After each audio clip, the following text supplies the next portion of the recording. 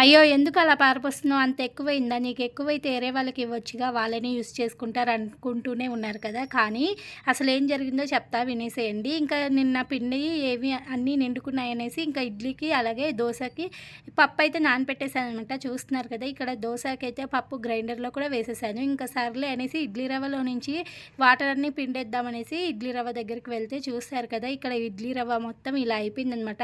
ఇంకా ఎక్కడ మిస్టేక్ జరిగిందంటే ఇడ్లీ రవ్వ అనుకోని బొంబాయి రవ్వ అంటే ఉప్మా రవ్వనైతే నానపెట్టేసాననమాట. ఇంకా దానివల్ల అసలు ఇలాగ అయిపోయిందనమాట. ఏంటబ్బా! అని నేను కూడా షాక్ అయ్యాను.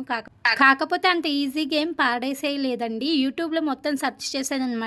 బొంబాయి రవ్వతో ఇడ్లీ చేయొచ్చా లేదా అనేసి. ఇంకా ఏటేంటో వీడియోస్ వచ్చాయి కానీ అసలైన వీడియో అయితే రాలేదనమాట. ఇంకా చూసి సర్లే ఇంక ఏం చేయలేమనేసి పాడేశాను. చాలా బాధగానే అనిపించింది. కాకపోతే తప్పదు కదా! ఇంకా దానివల్ల ఏం చేయలేమనమాట.